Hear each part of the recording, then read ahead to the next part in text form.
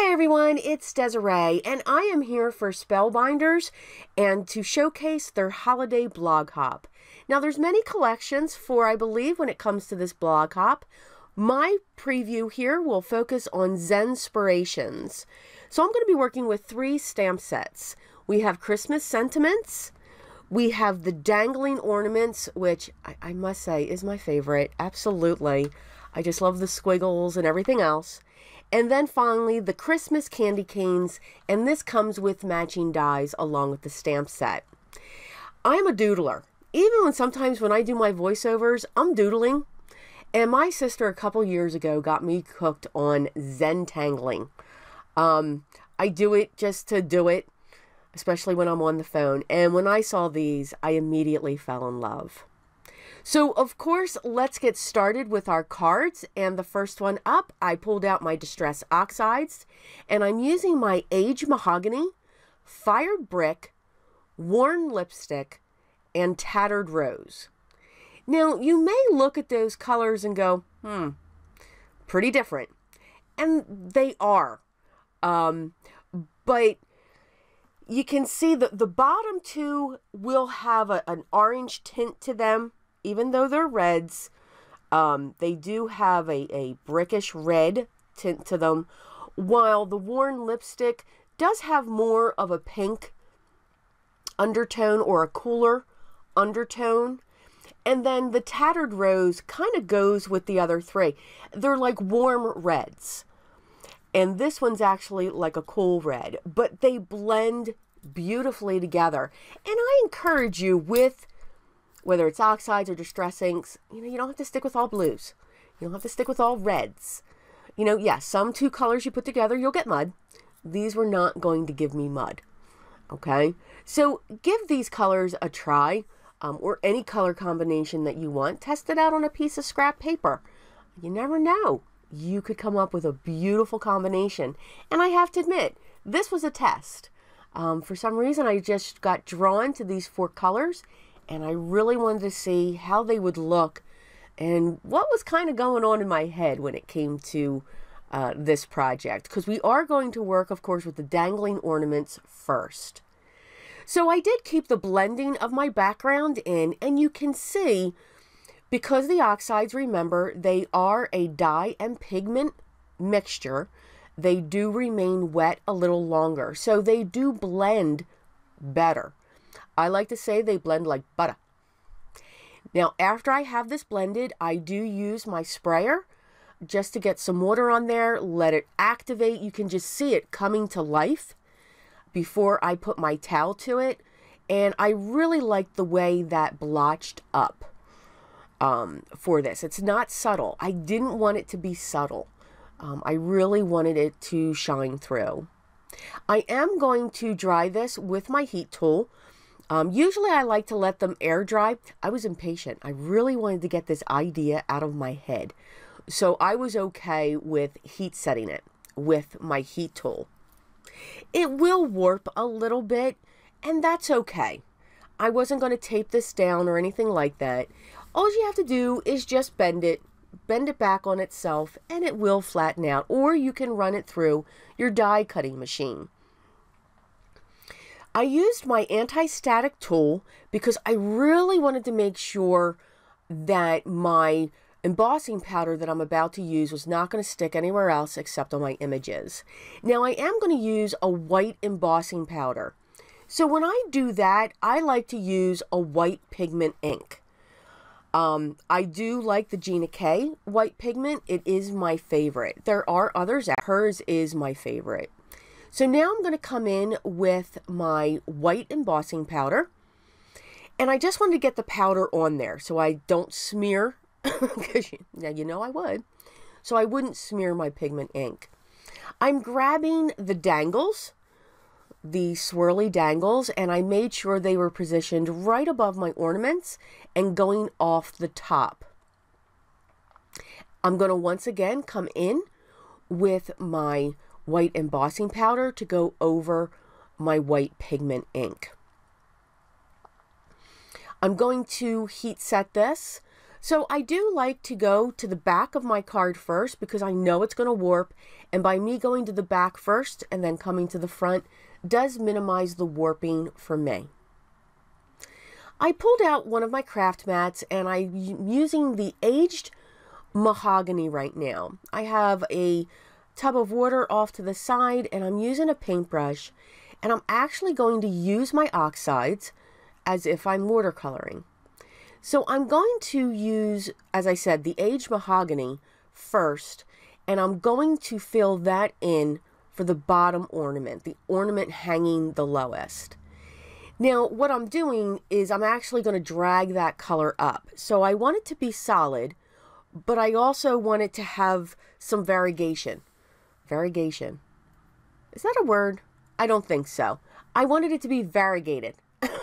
That's the word I wanted. And you can see the color difference in the ornament. I then pulled in my warm lipstick and I'm just going to accent my other ornaments. So by just using my oxides like a watercolor, so to speak, I'm able to make these images solid right on top of the background that I created. I didn't have to mask. I didn't have to cover it up. It just fell into place for me. So I'm actually going to mix these two colors together as well, the warm lipstick and my aged mahogany, just to get some different shades. Now, for the two ornaments that I have left, I'm going to make, for the one that I'm working on now, that centerpiece is a little bit darker. I'm going to use more warm lipstick off to the side. I'm using the warm lipstick on the top of the rounded ornament with that mixed in to my other oxide for the bottom, because now they're not all three the same. We've got some different shading going on. I'm making sure that the colors too are pulling or puddling, I like to say, down towards the bottom, because that's going to give me differences as well in the shading of each of these ornaments. But just doing something like that, if you don't want to mask, if you don't want to fussy cut, you don't have to. You can absolutely just cover it up. I did leave some of the blemishes, what I'll call blemishes, in on my ornaments. I think it added character. I'm going to use my liquid adhesive. This panel is cut to 4 1/4 by 5 1/2, and it will cover the entire front of my card base. My card bases, 9 out of 10, are usually an A2 standard, which is 4 1/4 by 5 1/2, and I am a person that likes the top folding cards rather than the side folding. So I'm just making sure that's adhered.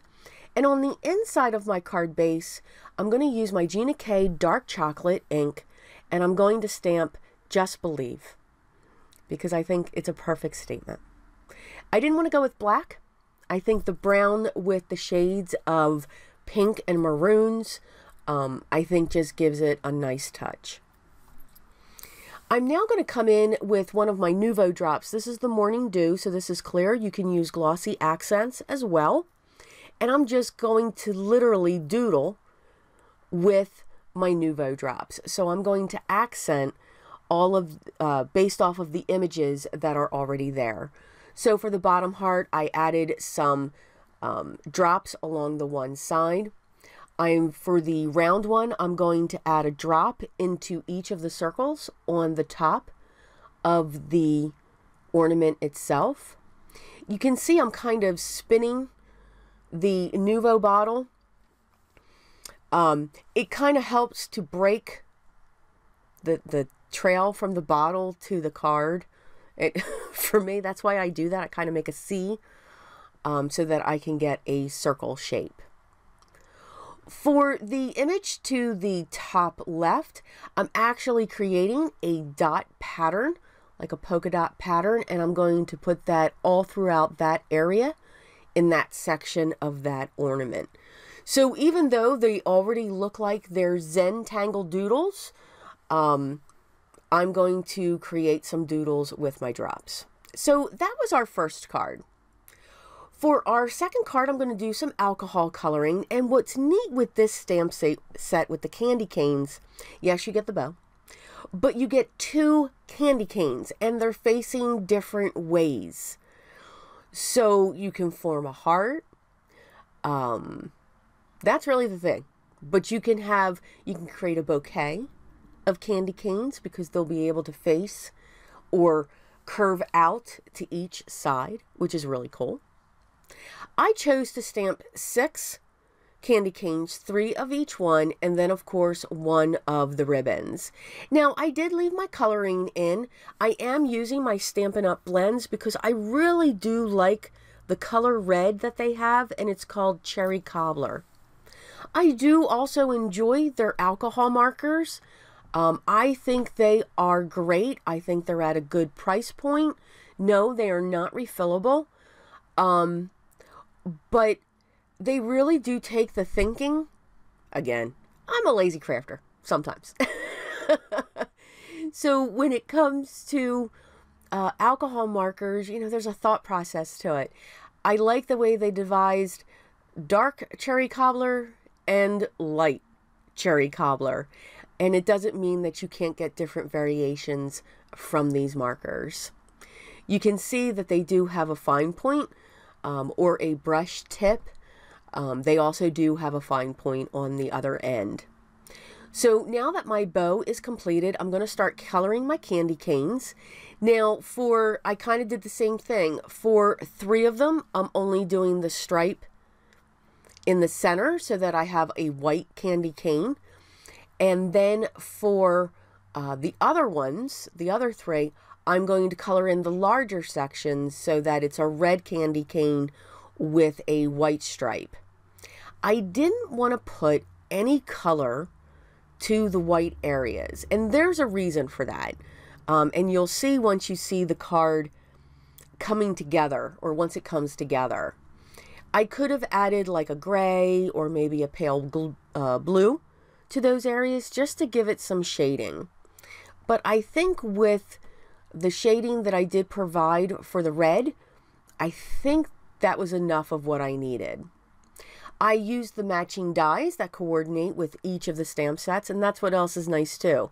You get a die for every stamp that you have in this set. Now it's 3, but you have a die for each one. I cut my design base down to 4 1/4 by 5 1/2. Or excuse me, 4 by 5 1/4. I'm so used to saying 4 1/4 by 5 1/2. And now I want to place my sentiment.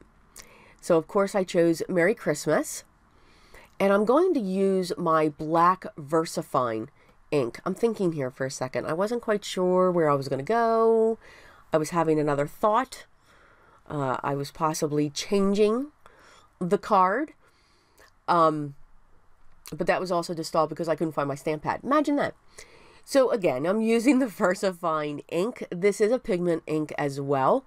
And what I like about this, it does dry quickly, but what's great is you can emboss it. So I'm using my clear embossing powder, and then I'm going to heat set that. So I just have a little bit of shine when it comes to my sentiment. And again, I go to the back of the card before I come to the front, and that does help for me to minimize the warping. You can see I still have warping there, but that's okay. It will flatten out because we're going to adhere it to our card panel. Now I'm just playing with the placement. So I want these candy canes to cross over each other. I want them to layer over each other. I want them to wrap around the bow. So I'm just creating basically a background with the candy canes. These two, we're going to connect those two together. And then the ones on the bottom that's going to wrap around my bow is actually going to be propped up with some double-sided foam tape. Always have to try to get some dimension on my cards whenever I can.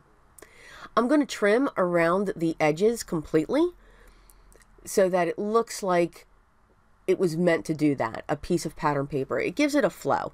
It looks like it's got movement, what I like to say. So that's what our panel looks like. So you can kind of see that when The reason why I didn't add the gray was because I actually wanted to look like this was something that was drawn, to continue the whole Zenspiration feeling when it comes to these cards. I used my tape runner and I adhered that to my top folding standard A2 size card base, which is 4 1/4 by 5 1/2. And then I'm going to pull in my Spectrum Noir glitter pen and I'm going to go over all of the red on this card just to give it some shimmer and also some sparkle, because we must have some sparkle for our holidays. Why wouldn't we want that? By all means. What I like about my Spectrum Noir is it does dry quickly and they tend to last a while. I mean, I do use mine often, and this is still the first one and I still have tons of them, which is kind of funny. So this, remember, since I'm going over an alcohol ink, it won't move the alcohol ink, so you don't have to worry about it transferring onto your glitter pen. Now, if this was water-based inks or maybe my oxides, I would be cleaning my brush off so that my brush would not get filled up with that pigment. But you can just see the sparkle from that glitter pen. I hope you did enjoy this video. If you did, please hit the thumbs up. If you haven't subscribed yet, make sure you do. You don't want to miss any more future videos that will be coming up soon. Now remember, this is the Spellbinders Holiday Blog Hop. So make sure you go to my blog. I'm going to have all of the wonderful other designers that are associated with this blog hop or who wanted to join us, so that you can see the wonderful and beautiful projects that they created. What's really cool is this is not the only collection of this blog hop.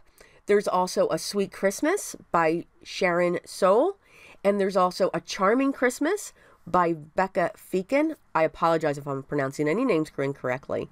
And then, of course, Spellbinders Holiday Die Delights. So I encourage you to check. So make sure you check out the other blogs. Some of the other designers will have and be using those other collections.